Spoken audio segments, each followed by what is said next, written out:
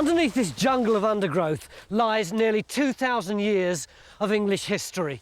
The council wants to create a park here, and a local chap wants to build a hotel over there. Now, we know that there's a Roman fort over there somewhere because it's already been excavated, but there should be a medieval castle here and maybe even a Jacobean or a Tudor mansion as well. More than that, we don't know, but in just 3 days, we will.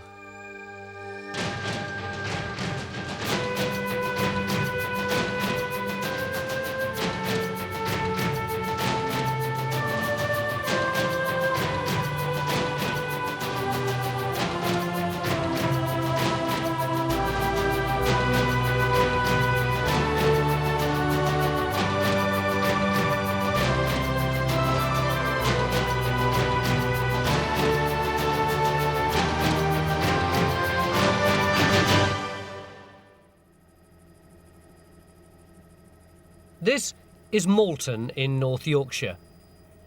It's a quiet little market town between Old Malton and Norton, on the banks of the River Derwent.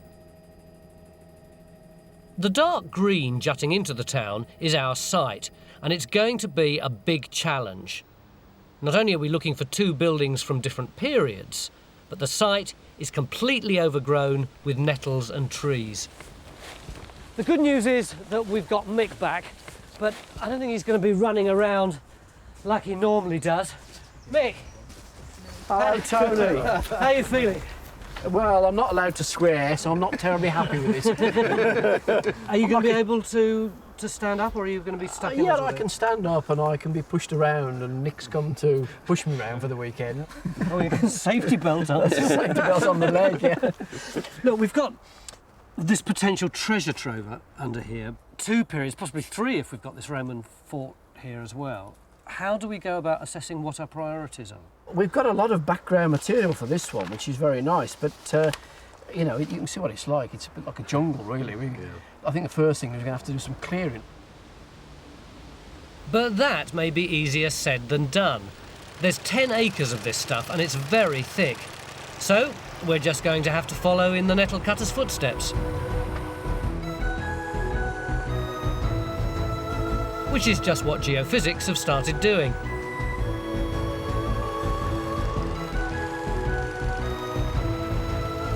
While Stuart takes charge of the nettle cutting strategy.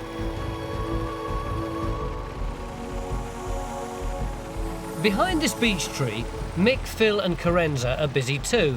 They've found a clue to the medieval castle. They're standing on a large mound, which suggests there may be rubble from a building underneath. Mick wants to put a trench into it here. We'd put a trench across this bank and ditch down there. But Phil's not happy. I mean, we've obviously got a hell of a slope going down there, but I don't know.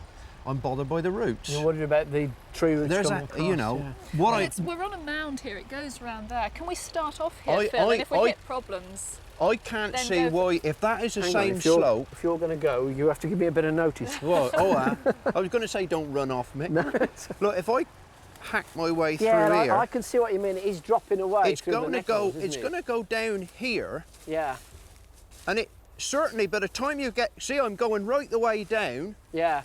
And it looks to me as though this is the same slope coming round here. Well, I mean, we got no roots here. But surely, if it is a mound, we need to have a section across 2 bits of it. Can we start a trench here? If we really hit problems with it, we may have to abandon it. By that time, the nettles here will be cleared. Then we can move to there. The other thing, look, Phil. All right. If you come back over here where we were, look. Yeah. Is that the bit you're on about is the top bit of here. Yeah. I mean, it is actually carrying on down, that far down that you're looking at the rooftops of houses. And if you're going to have an edge of a castle, while that might be part of the internal arrangement, this is much more likely to be the edge of it, isn't it? With a drop like that and the river at the bottom as well. Sounds like I'm being outvoted, doesn't it?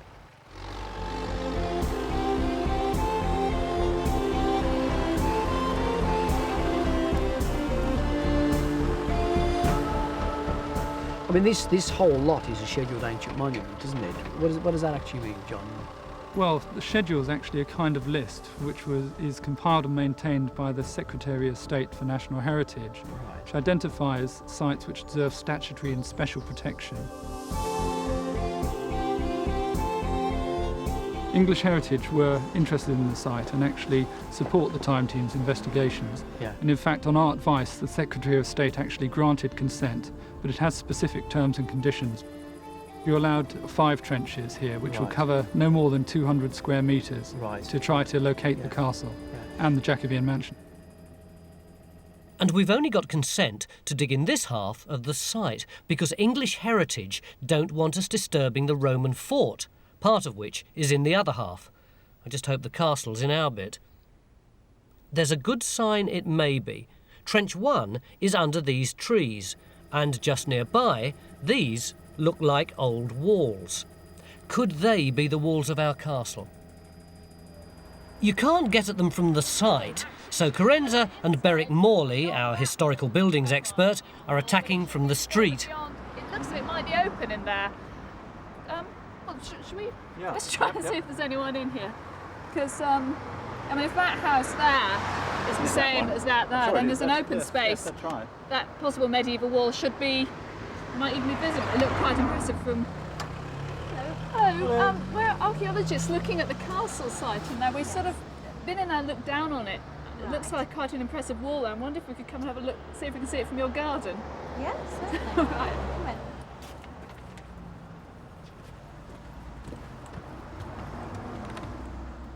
Meanwhile, Stuart's almost off the map at the other end of the site. Stuart, why are you poking around the Roman fort? The fort's miles away from where everyone else is looking for the medieval castle, and we can't dig here anyway. What's he up to? I think one of the things we've got to consider on this site is why was there a castle here in the medieval period? Why was it placed here? And I'm looking to see if there's any evidence in these slopes. This is the line of the Roman fort. You see, it's massive. If you came here in the 12th century and this was already here, big defences, wouldn't you use it rather than digging your own? Really, that's right. You? Yeah.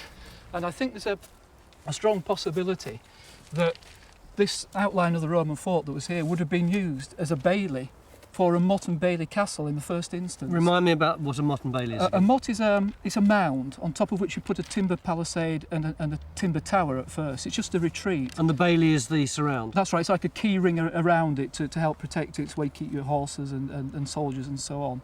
It's a fairly temporary type of thing until the Norman lords feel a bit more secure. And then when they feel more secure, they want to build a stone castle. That's what happens. So there's a possibility there's more than one castle on the site. A timber one and a stone one. And we're all chasing the stone one over there and tending to forget that there might be a temporary castle here in the first place, just while the lords and the barons get themselves established and control this crossing. Back at the mound, the good news is that Phil's worries about the roots are clearly unfounded. Our first trench is already huge. And it's produced what look like 2 small ditches, although they are in fact both sides of a much larger one. But the bad news from our point of view is that the few bits of pottery they've found are all Roman, so it may not be part of the castle. I'll let you go first. The walls in Bridget Lovett's garden look a better bet. Those great big stones like that, they must be medieval work. It's nicely tooled diagonally. Oh, there's lots here. And here again, big chunks with this sort of rough diagonal tooling. Oh, and yes, the actually. little levelling courses. It's very typical medieval work. So you'd be confident this is medieval? I am, what yes. sort of medieval date? It could be any date, fairly late on. There's a funny bit in the corner where it's cut away.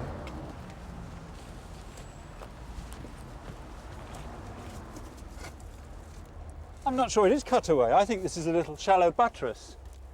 Would that help you date it at all? Well, it certainly would, because these shallow buttresses tend to be early. What sort of date would that be then? Well, that would be the latter part of the 12th century, and on just into the 13th. Bingo, our castle walls. Behind them, back on the site, our first trench is still looking Roman, so Phil wants to put in another, just where he first suggested this morning. He's got geophysics on his side too. Their results suggest there's a wall there. So Mick's having a wander around, but because of his injury, he's doing it in comfort, while Nick and a camcorder do the legwork. They're looking at Trench 1. OK, go round the other way, Nick, right round to your left, and then bring us across to this other earthwork. This is more or less running along the line of that breaker slope anyway, and then it turns. Right. Ah, there's the corner. And there's the corner, which is just down here, and we're then looking back along this earthwork here. Right there, Nick, that's great. For ease of slope, for ease of access, a trench through there is just going to be so much easier. But the problem, Phil, is that I'm not sure this is the same earthwork as this one round the front. It sure as hell looked like it to me. Well, I've been and seen it, Mick. I walked up and down it. I've driven around it in my Jeep, right? And I wonder whether this isn't a garden earthwork. Yeah. Like a terrace that's Right. going Well, it back. looks that way to me. Yeah. It looks like a terrace actually Yeah, coming round. and it turns a right angle at the end. So are you saying that one there is originally a defensive bank which has been incorporated into the gardens? I think that's more likely. Ah, well, that's fair Whereas enough. this one here It's I purely suspect for is pure gardens. Right. And So therefore, if we dig a trench across this, Yeah. we're not going to get the story, are we? No, that's true. It could be the wrong place if you're Yeah. right. But it might also be the same feature that actually runs round both sides. Yeah. With the might of English heritage on his side, Phil's view prevailed. They're going to extend Trench 1 further up into the mound and put in the new trench, still desperately seeking medieval. Come this way then, if you wouldn't mind. But the new trench is only a few yards away from Trench 1, which appears to be Roman. And everyone now agrees the mound is probably a much later garden feature. It all sounds like a long shot to me, but then what do I know? Looks like medieval to me, Mick, doesn't it, do you? Yeah, it's nice bit of medieval. But is it in stratified or is it in the fill on the top? Oh, it's just in the top. But I mean, when I compare with what we got over here to what we had in that other trench, that was all Roman. Yeah, Well, there wasn't a sniff of this stuff at all. yeah. So we're getting finds, and from the right period. That'll please everyone, not least the local council. Jill, why are you so interested in what's under the ground here? Basically what we're trying to do is create a community park, drawing on the archaeology of the area, drawing of the history of what is underneath Malton, Norton and Old Malton. Hang on, where are we now? We're stood in Orchard Field now, Tony, which is just here. It's Yeah. the site of the Roman fort. Oh, so that's the fort just over there? That's right, this is the old Roman fort. And where's our dig? The dig's taking part in these grounds which are at the back of the lodge, which is just straight in front of us down there. Yeah. And this community park? It's a series of walkways which is going to link the three communities together. Cycleways, scented nature trails, that sort of thing. And have you got the money for this yet? Oh, not yet. This is why you're here. The idea is to try and get as much public support as we can. We've got it because community groups are already backing us, but it's the time to get their hands into their pockets and come up with the cash. So if we uncover something interesting, it's really going to help? That's right. You're going to give us the idea for the whole overall theme, and also you're going to provide us with finds which we can put on display in Malton Museum. By the end of the day, most of the Nettles are down and both trenches are well established, though with mixed fortunes. Trench 1, resolutely Roman. Trench 2, reassuringly medieval. Well, Beric and I got really excited about This is great. This is a piece of 13th century pottery that's from what's called an aquamanile, which is a water pot. There's the seating of the lid and the knob, but up against the knob from each side was an animal made up of pottery like this, and it's a sort of hideous frog-like thing. And you had to put it in pride of place in the middle of your table and poured your water from it. And it's the sort of thing you'd have had in a high-status building like a big castle, even though it's just been found in the rubble. It's a great thing to lead us on now, isn't it? Yeah. Well, end of day one, we've got Roman, we've got medieval, we've got our mystery ditch, and we're still waiting on more geophys results. Yeah. So hopefully tomorrow there'll be more finds. I think we're all pretty certain of that, aren't we? You bet. And hopefully we'll find the Jacobean house. Stuart's on the scent of the Jacobean mansion. and he's off to survey the area where he thinks it's likely to be. It's still quite handsome, even despite the amount of erosion it's got, but it must have been wonderful at one time. Yeah, well, these are the And this original is one of the clues to its location. A 17th century lodge that was probably the original gatehouse to the mansion. The extension would have been added in Victorian times. These days, it's owned by local businessman Norris Binner, who wants to turn it into a hotel. He's collared Berwick to tell him where he thinks we should be looking. Yeah, well, you dig it over there, Beric. My own gut feeling is that the house is down in this part. What's your Well, opinion I on think it? you're probably going to turn out to be right. It's likely to be like most Jacobean houses, symmetrical with its facade. And I've managed to find another one that's exactly the same. And as you can see, it's got 9 squares.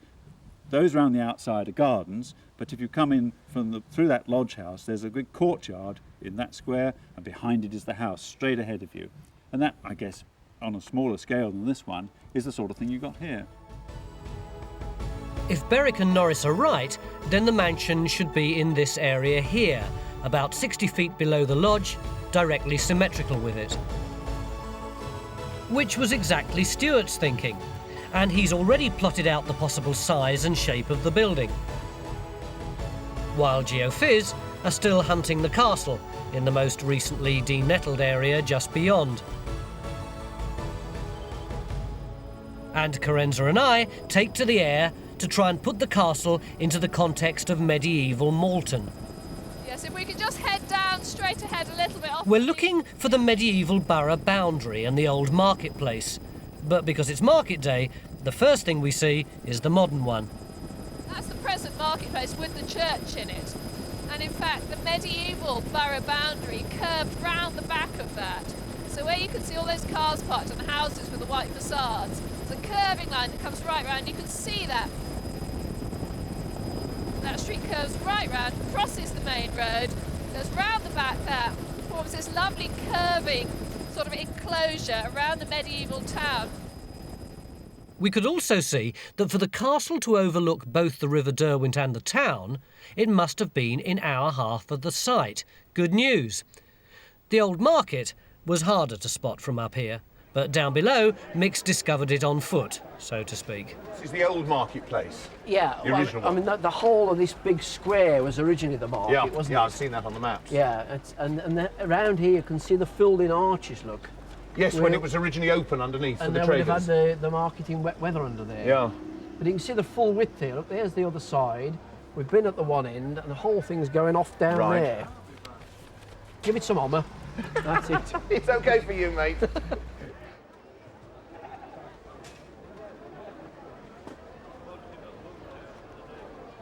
Peaceful now with the market on Saturday, as we turn into Finkel Street. Totally different from what it must have been in the Middle Ages, mind you. Yeah, I bet. You know, the more documents I look at, the more Yeah. you realise what a hell of a life they led. Yeah. I mean, hardly any of the Veskies who built the castle managed to die in their beds. Oh, right. You know, crossbow bolts and javelins through the head. Oh, good Lord. You know, meeting Yeah. a sorry sticky end at Bannockburn. Yeah. You've also got the double destruction of the castle Yeah. that took place first at the hands of David of Scotland in 1138. Then you've got the much better documented one by King John in about 1214, Yeah. where we've actually got the cost of slighting the castle when they spent £11, 2 shillings and 8 in employing 9 men to tear down the castle. Yeah. But they apparently used local fishermen. Well, what were these chaps doing? Undermining the walls or something? or- Presumably, Yeah. and also setting fires in order to destroy the timber structure of the Yeah, castle as yeah, well. Yeah. Yeah, violent times indeed. Well, that's right. Yes, it's difficult to imagine now, isn't it? Yeah. Phil's gone to see an instrument of that violence actually in production. This is what we're trying to make then, a sort of early medieval sword, is it? Very, very late Norman to early medieval. And it's just simple blade with a cross guard and a round pommel. That's right, yeah. A vicious weapon. Absolutely. You pump the bellows slowly and evenly. It's got a counterweight in the bottom. You give it time to sink down, that pumps the air through evenly. Oh, I see. That should be ready to go now. Yeah? Yeah, And I can grab hold of this end without absolutely. It's yeah. not hot? It's warm. Good Lord. So then? So what do I do then? Just hold it flat against the anvil. Yeah. And hit with the hammer. Try and keep the blow straight.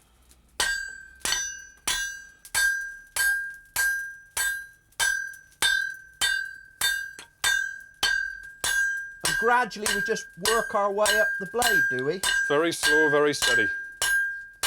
Wouldn't have believed that I could have had this much power over a piece of metal.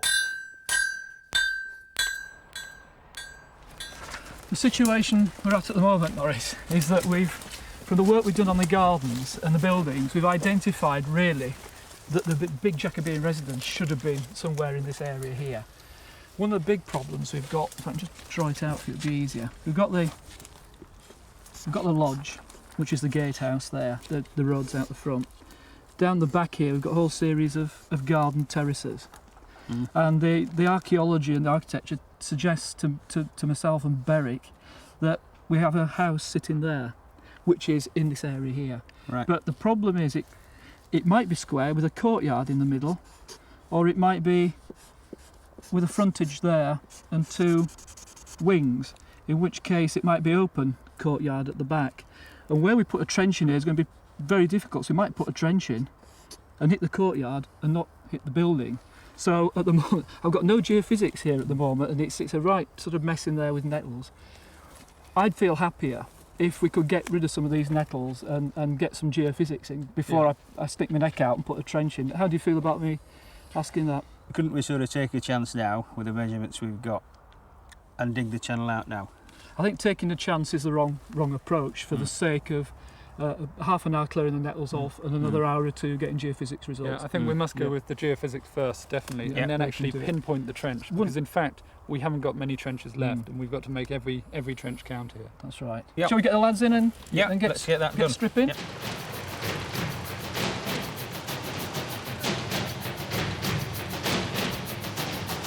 No wonder Norris looks worried. This is his garden we're uprooting. Are you sure about them taking those roses out down there? You're not bothered about it? No, they're all. Let's get it cleared out and let's get on with the job and find this house. Well, at least you get your garden done for note, don't you? Well, we do, yes. True Yorkshireman, really.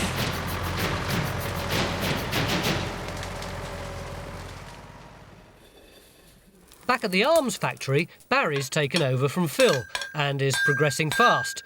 Well, at least he's got it square now. Phil's gone back to have a look at the trenches. The second trench, which yesterday gave us the aquamanil, the jug with frogs on it, continues to produce fascinating objects. Anne, Hi. you got some finds? We've got Finds. What you got? Well, I've got some window glass. It's just come Look out. at that. That's Pretty. Isn't that delicate? very delicate. It is, isn't it? And to go with it, a piece of The lead. lead.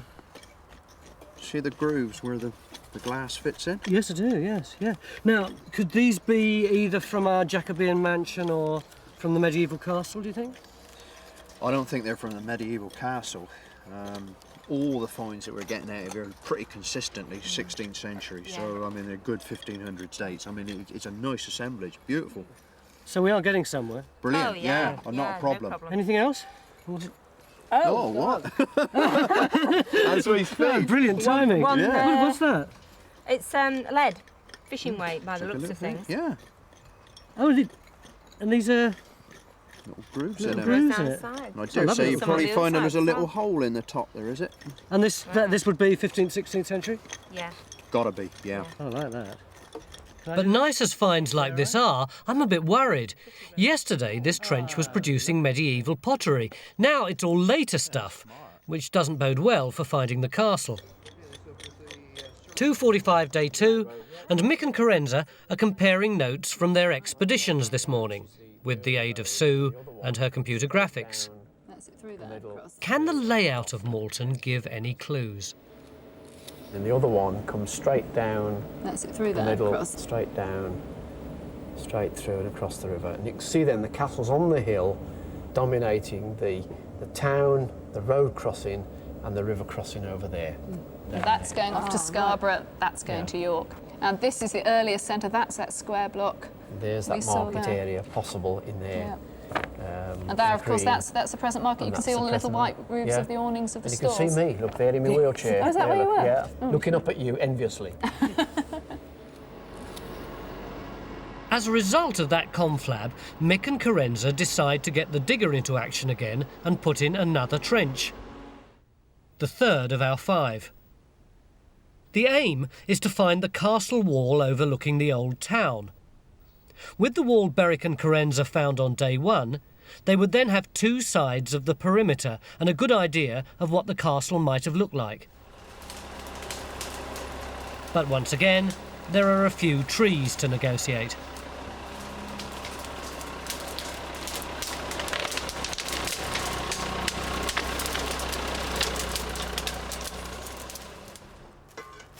Meanwhile, Phil's turned his attentions to Trench 1, the one with the Roman ditch.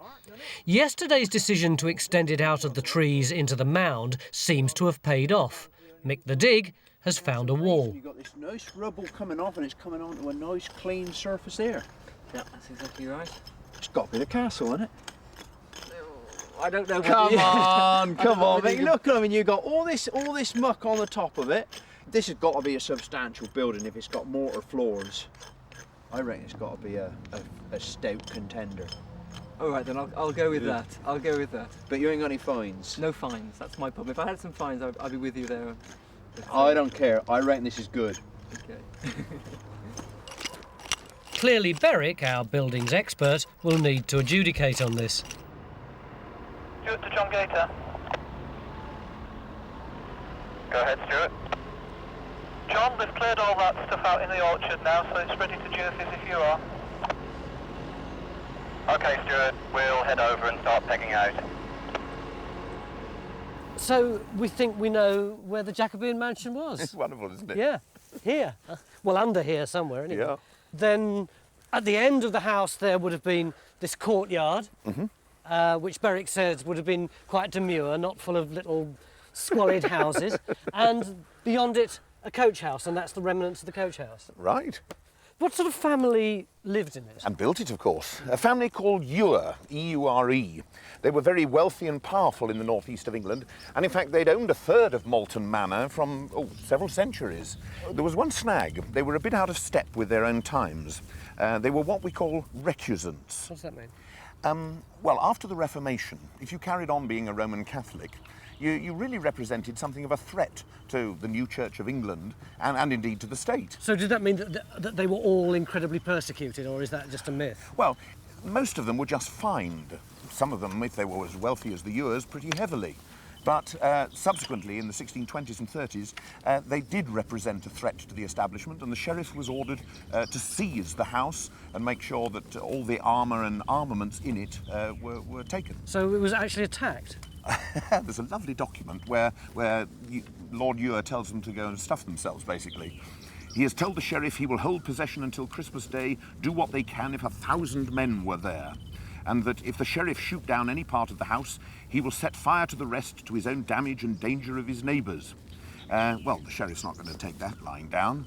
And finally, the sheriff brings up 50 men and a great piece of ordnance, a huge gun, and batters the place into submission. Comes in at night and takes possession. It's amazing. So it was a private house. That's right. And and the cops come with big guns You can and imagine bash it poor down. old Lady Eure, you know, with cannonballs whistling through the windows, saying, "Crumbs, what have we done to deserve this sort of treatment?" Bizarre.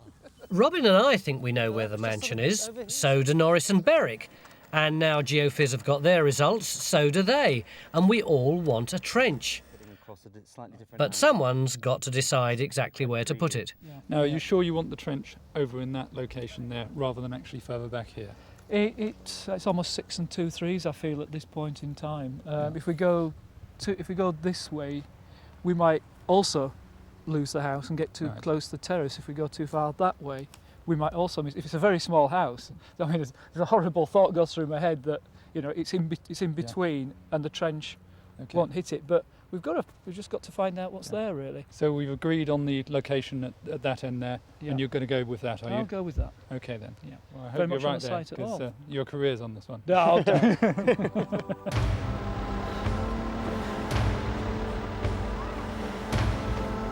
It's make or break time.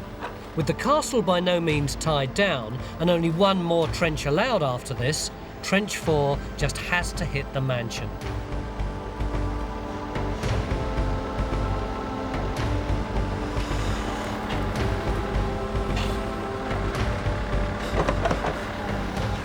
But that's a definite change in soil there. That line he's actually standing on at the moment, isn't it? Yeah. And anything that's on that alignment, that's what we're looking for. But time's marching on, and with that little hint that the trench might be in the right place, they call it a day. The true test will come tomorrow. If I get this wrong, it's not. Well, you better not. I've been relying on you. It's just about there now. You want to go for it? Go for it. You're ready when you are. Here we go. I better get out your way, I reckon. Oh, God, that's impressive.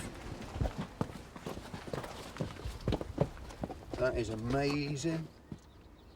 Oh, wow.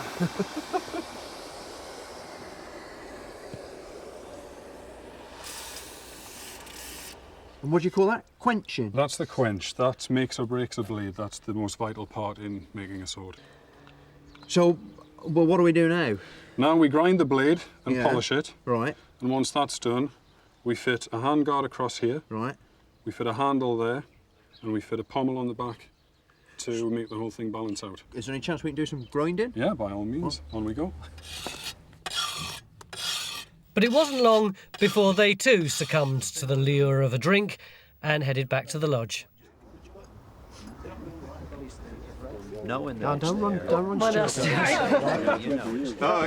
is a man Here's the man. who's been fast asleep for 2 hours resting his leg. Really good too. What's been happening, Stuart? What's been going on in your trench? Well, we put a trench in to see if we could find the Jacobean mansion. We opened it not too long ago, and it's looking quite promising at the moment. Carenza? Well, after a certain amount of humming and hawing, we did eventually manage to get the digger through the trees to the bank. And it looks as if the bank that's there is turning up a rubble wall, which may be the remains of the Norman wall underneath it, but we need to do Great, it more. so that's over by... Yeah, that's over on the west town. side that we're talking about, so Great. that's looking really good. What about you, Barrick? Well, I've been looking in the old Trench 1, which we've extended, which we've continued to work in this direction, and that's brought up a medieval building, a freestanding medieval building within the area of the castle. Fantastic, that's great. That's great. It obviously all happens when I'm not here. We'll stay away more often, mustn't we? End of day 2. Looks like we've definitely got our Jacobean mansion. We've certainly got something medieval, but what did they both look like? Let's hope we can find out tomorrow. Cheers. Cheers. 9 a.m. on the final day, and geophysics are castle hunting in a new area. The trouble is, it's really close to where the fort entrance is. Yeah, but this is what you thought was the... I think that's the ditches. The ditch of the fort, yeah? What haven't we got in this? It's certainly... We need Stuart to... Yeah, but the thing is, this is really different, isn't it? We haven't got anything like that elsewhere. Okay. It's a gamble, isn't it? It's either a medieval castle or a Roman building. Stuart has other things on his mind, in particular the Jacobean mansion. He's got no finds yet, and although he thinks the pale area is a flaw, there's no guarantee it's part of the house. Meanwhile, Mick's on the prowl again, over at Trench 3, where Carenza thinks she's found some of the castle. You can see at this end of the trench we've got this light bank there. It's a bit difficult to see if you're faintly detached from it when you're in well, here. you are detached from it, but I can't get out there. Yeah.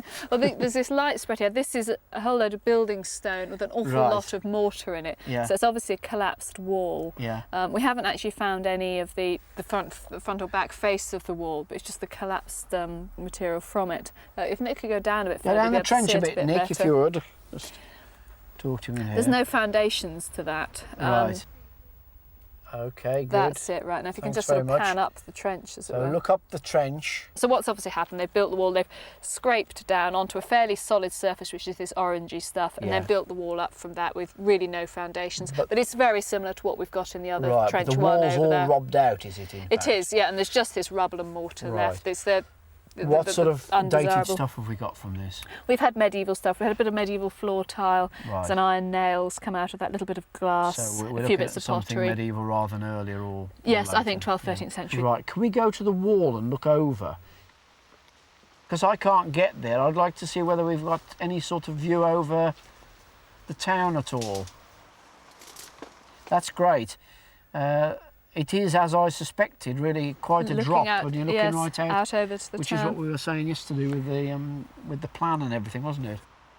So we've Yeah. got the perimeter of the castle, as you say, overlooking the town on the high and we ground. can see that it is high ground because we're at roof level, yes. looking over the wall. John and Chris eventually drag Stuart away from the mansion to look at their mysterious new printout. This is Roman fort here. That's your section of ditch coming through there, isn't it? This is the avenue of trees, Yeah. And that's the high resistance response we're getting from the Right. bank. Yeah.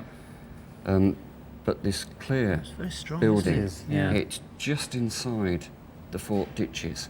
One of the thoughts I've had since we started is that the early medieval castle builders may have chopped off one corner like that, Yeah. so you can use the existing defences and then put a castle or a castle mound inside there.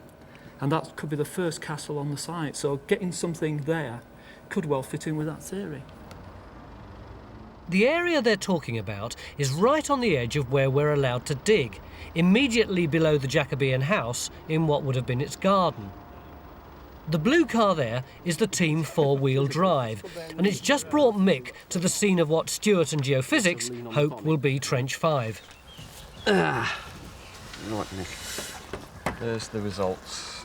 We've now extended the survey. John Etty's come along to keep an eye on things. Yeah, right. Yeah. Yeah, we're convinced that must be some sort of building.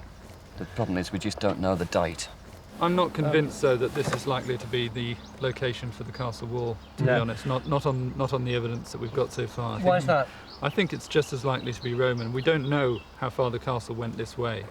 And but You look a bit worried about whether or not we should be digging this trench. I thought we'd got 5 that we could dig. well, that's true, but it really depends on the results that come up each time. 5 was the maximum. Yeah.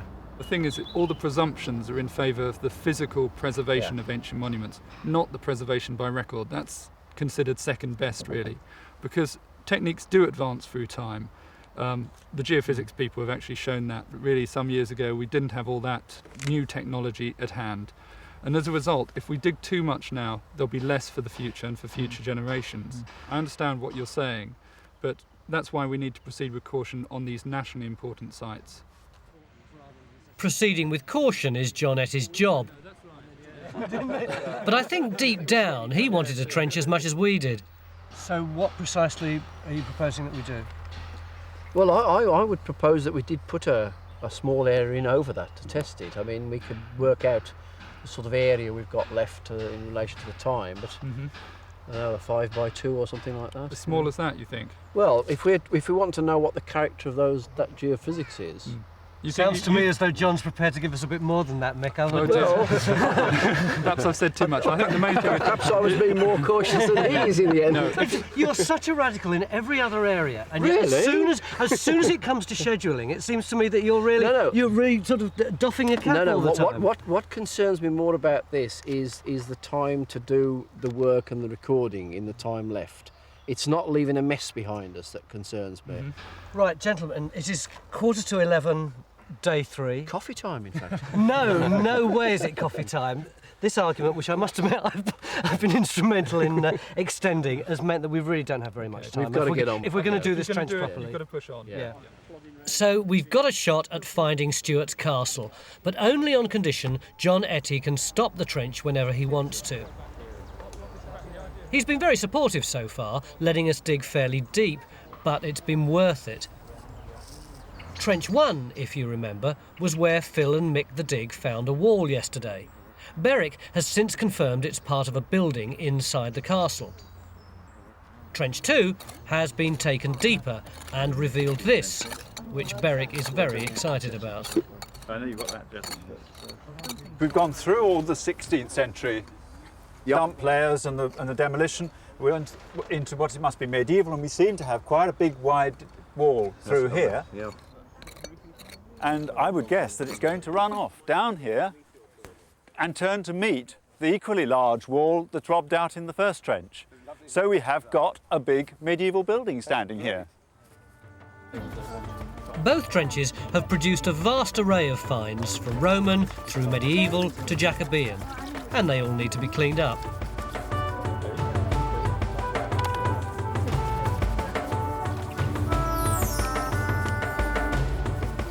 We've had a couple of other ones of these. What are they? Are they cups or something? Vases, maybe? I think it's part of a vase. We have had some other pieces very similar. They've got a nice pattern on, haven't they?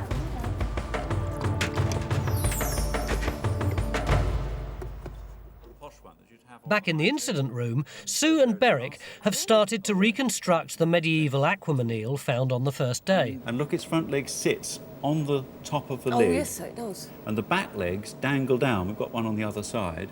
And so its feet would rest on the shoulder of the jug.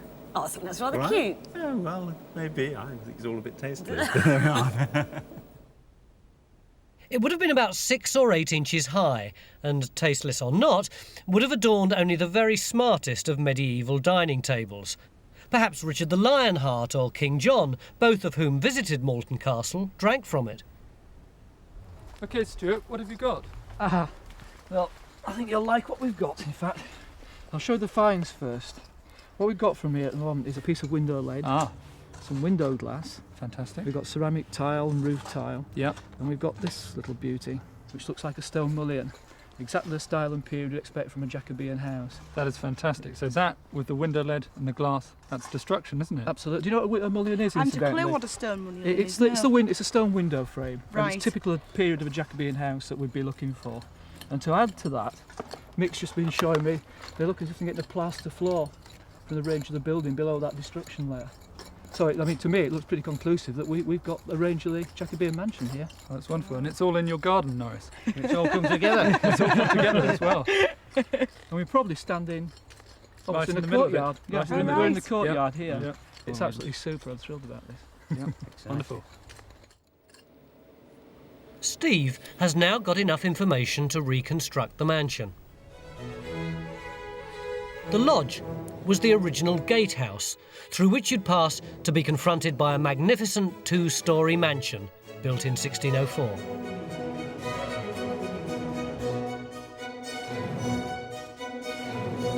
The house and its magnificent gardens would have dominated the area.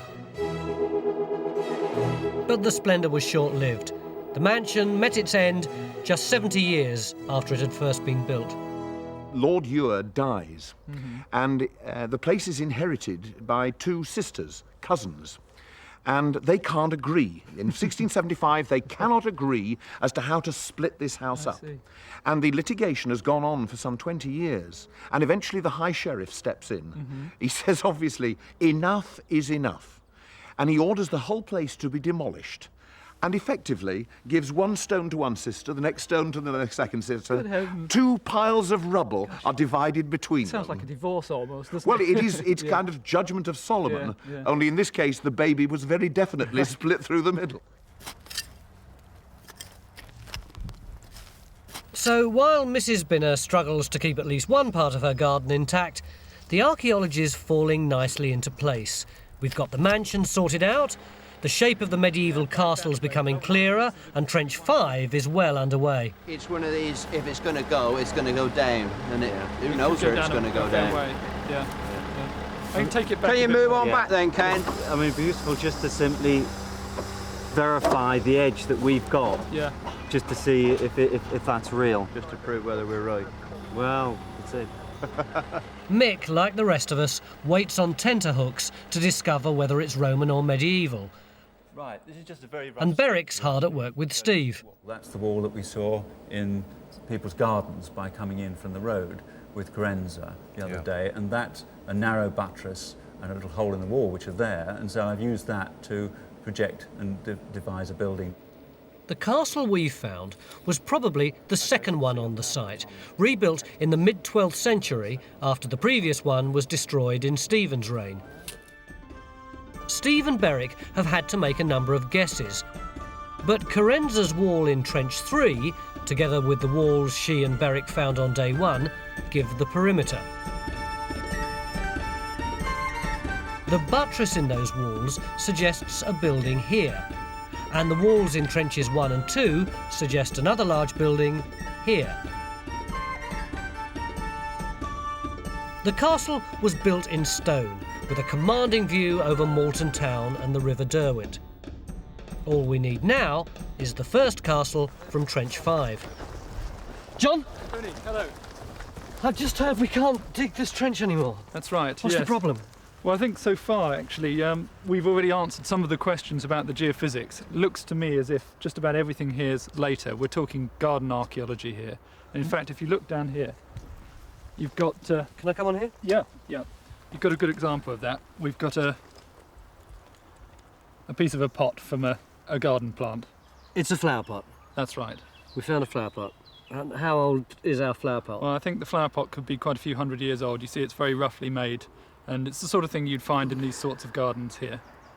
But it's not very interesting, is it? I mean, why don't we just take this layer off and get down to the archaeology? Well, in fact it is. I mean, really what we've actually got here is part of the formal gardens of the Jacobean mansion. But everywhere's a garden, John. Every built-up site, there's going to be a garden there. But this was associated with that very important site, and it's actually worth protecting in its own right. I can't see any evidence for the castle being in this location. It's just, it might be here, but I don't think we're going to find out on this exercise. So we're stuck, that's it? I'm afraid so. That's the 5 trenches. How frustrating. Stuart's castle has slipped through our fingers because of a garden. But I suppose I shouldn't complain. We've found what we came for, and the gardens are really a bonus.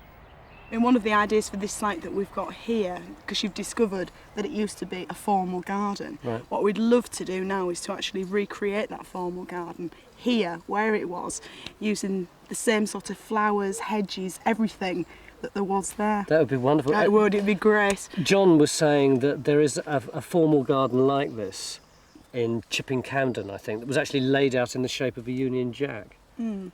You don't reckon that? No, I don't think so. I don't think the people around here would appreciate a Union Jack. Perhaps a Yorkshire Rose or something like that. Well, only if there was one in the original one. You Absolutely, stick it in. Oh, Barry, how you doing? Hello, Phil. Wow! Good Lord, is that the same? That's the same one. Good God! The grinding's finished, the polishing's done, that's now a finished sword blade. How long have you been doing this? Oh, all morning, about 4 or 5 hours. What a beautiful thing. Feel proud of it? I will when we get it fully assembled. Of course, yeah. We've got to finish it off. We've got to finish it off.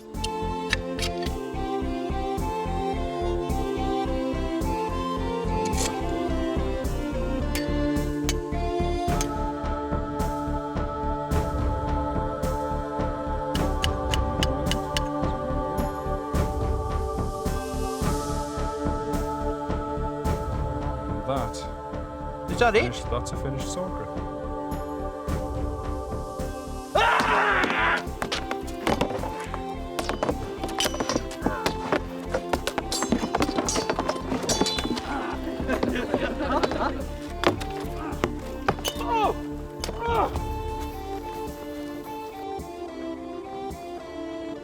John, this is incredibly heavy. Can you get my helmet on? Sure, no problems. No. How did people fight with that weight on them? Practice. From the age of 10 years old, they'd have been trained to wear this kind of equipment, and despite the fact this weighs sort of 60 to 80 pounds, it's sort of 4 or 5 stone, once it's actually on you, the weight's evenly distributed, it's actually very mobile. And is this authentic? Absolutely correct to the period. You've got the mittens, the long sleeves, the very long mail underneath your surcoat here. But yeah, once you're actually used to wearing it, you can run around, jump, ride a horse, use a sword, and you've got a shield and a lance, which you should be carrying as well, so you'd have even more weight on you than you have now. You are the equivalent of a medieval tank. Well, it certainly works up an appetite. The weight on your neck is enormous, isn't it? Do you fancy a bit of pig roast? Yep, definitely. Come on. Come on. Come in, lads. Pig roast time. Come on. As a reward for our hard work and their hospitality, we invited the residents of Malton to join us in a feast. And there was good reason to celebrate. By this time tomorrow, all the archaeology is going to be covered up again, and it certainly won't be seen in our lifetime, but we've had a chance to have a glimpse at a Jacobean mansion, and at a Roman fort, and a medieval castle. Not bad for a weekend.